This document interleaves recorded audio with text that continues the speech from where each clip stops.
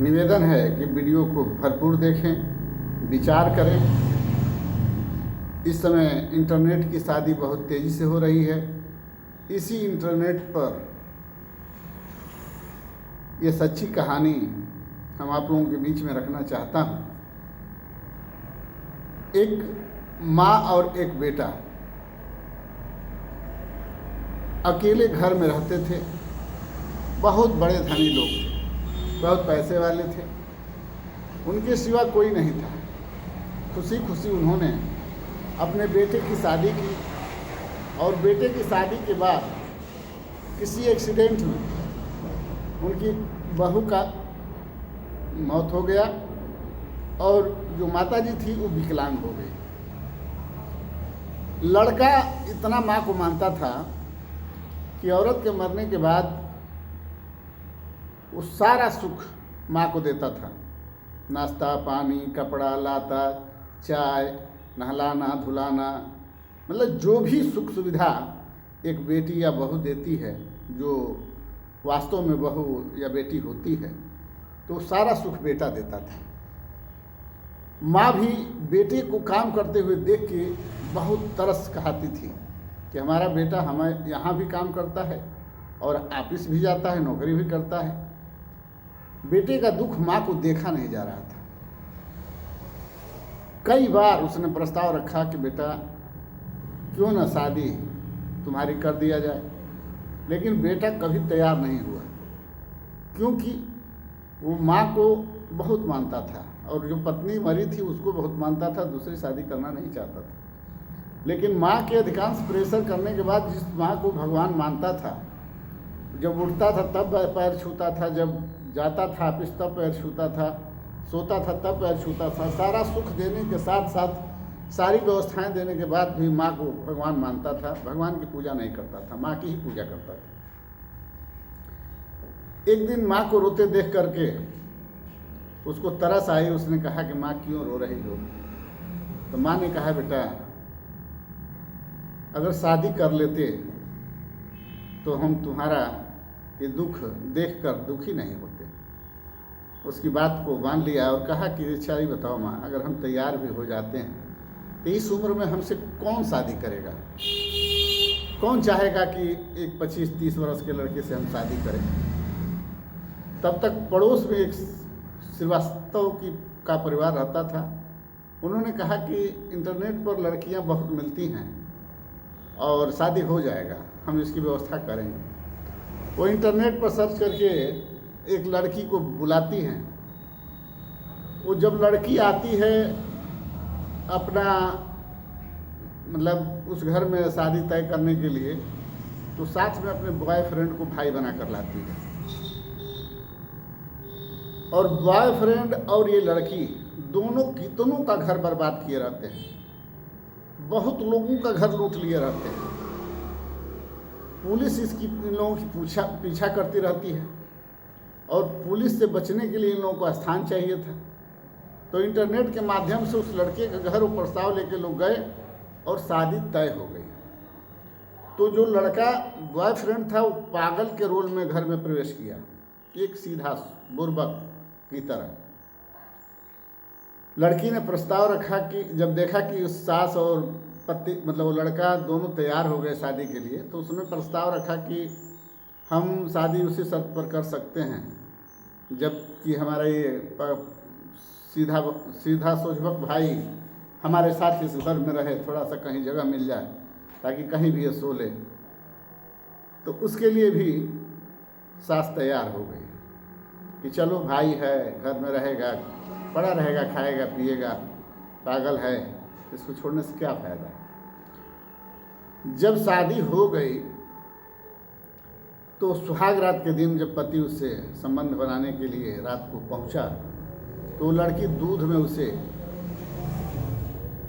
नींद की दवा देती है और वो सो जाता है। फिर वो जाकर अपने प्रेमिका से मिलती है, उसके साथ ऐशो आराम या सुहाग रात मनाती है। सास पहुंचती है तब तक वो उसको पता चल जाता है, क्योंकि सास तो विकलांग रहती है, व्हील चेयर पर चलती है। डगराते हुए पहुंचती है तो किसी तरह से उसको आवाज़ मिल जाती है वो भाई सोने का नाटक कर लेता है जो उसका प्रेमी है, और वो वहाँ बैठ करके उसका सर दबाने लगती है।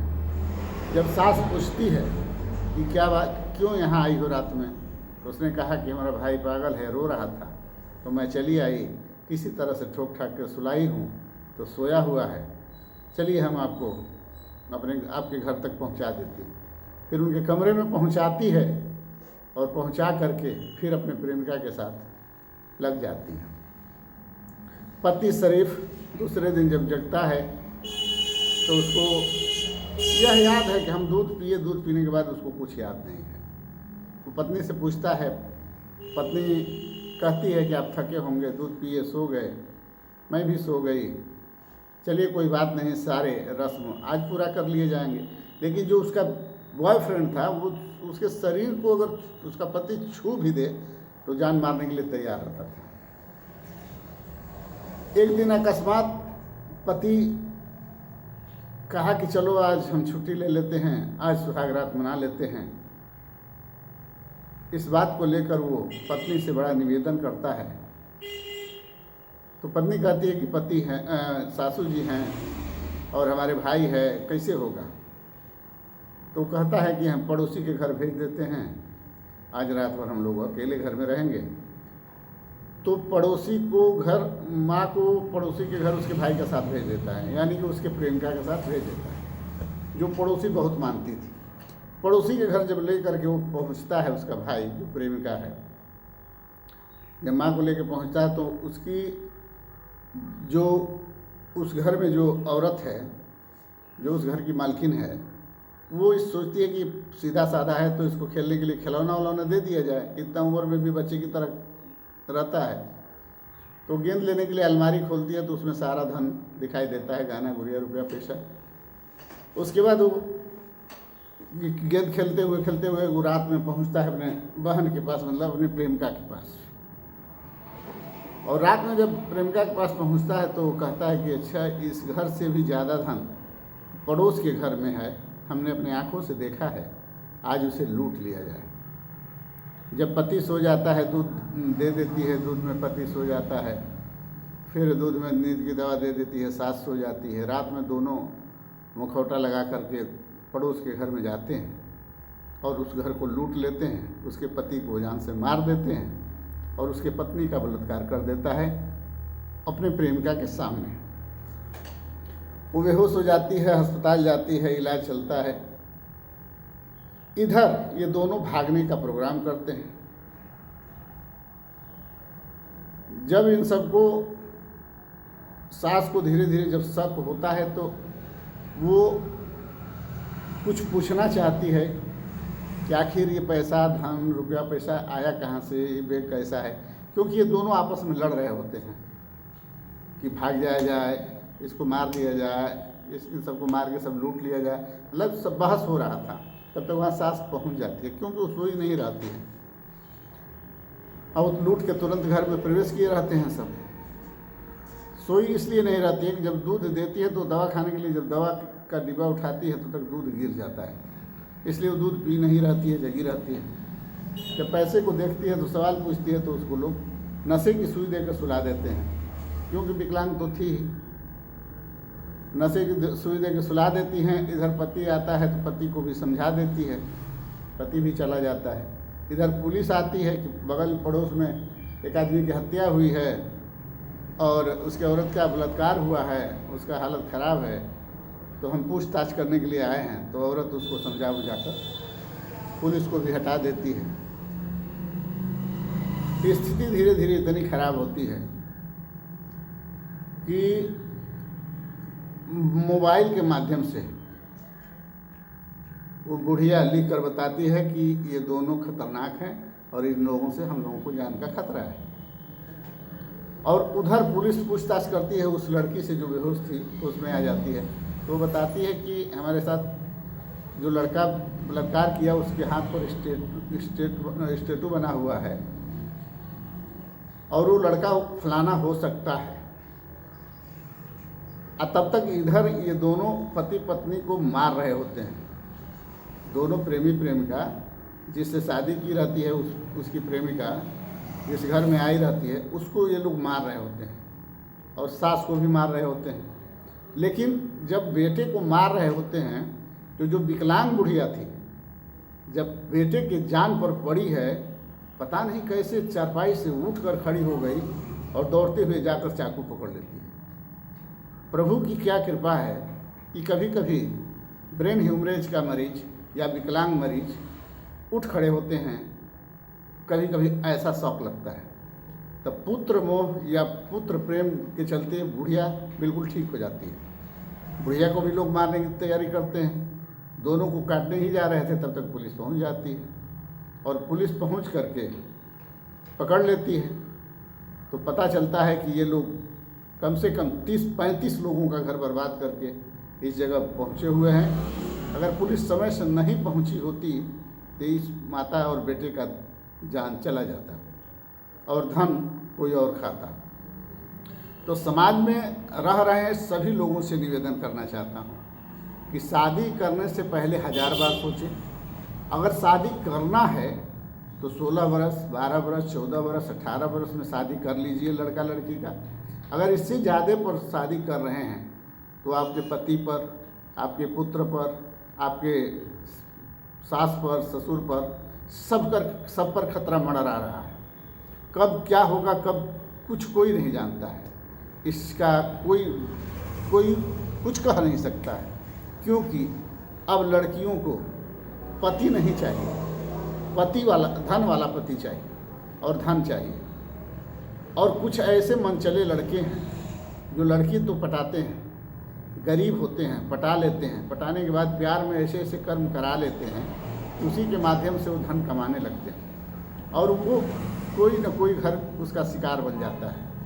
जैसे कि इस कहानी में हमने बताया, जबकि ये हकीकत कहानी इसी कानपुर की है, जिस कानपुर के बगल में उन्नाव है, जिस कानपुर के बगल में लखनऊ है।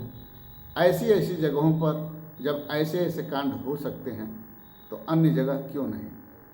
तो हम समाज के बीच में यह सच्ची कहानी इसलिए रखा और इसके पात्रों का नाम इसलिए छिपाया कि बताना उचित नहीं समझा। लेकिन ये ज़रूर मैं समझाना चाहा कि अपने मेहनत करके प्रेम से परिवार के साथ रहिए, खाइए पीजिए, मस्ती करिए। पत्नी न कर पाए तो उस काम को पति मिल के कर ले, सास ससुर मिल के कर ले, लेकिन घर में नौकरानी न रखे, पहला काम। दूसरा काम, अगर शादी करे तो कम उम्र में शादी कर ले, ज़्यादा उम्र का इंतज़ार न करें। नौकरी पैसे वाली लड़कियों को या नौकरी करने वाली लड़कियों को या ज़्यादा उम्र की लड़कियों को अपना बहू बनाने का प्रयास ना करें, क्योंकि ये कहीं न कहीं लगी होती हैं और जब जिस घर में जाती हैं उस घर को तबाह कर देती हैं। इसके पीछे वो भी तबाह होती हैं, लेकिन अंत में जब समय बीत जाता है तो चिड़िया चुग गई खेत तो पछताते क्या होता है। दोस्त के चलते अपने घर को बर्बाद कर देती हैं, अंतोगत्वा जेल जाती हैं, या वही दोस्त पैसे के लालच में मार देता है, कुछ नहीं हाथ आता है। तो इस सभी कुकर्मों से बचने के लिए एक ही अच्छा धर्म है जिसका नाम है सनातन धर्म। और सनातन धर्म में जो शास्त्र है उसका जो अवलोकन करेगा वो कभी गंदगी में नहीं लिपटेगा, गंदगी में नहीं कूदेगा, गंदगी में नहीं जाएगा।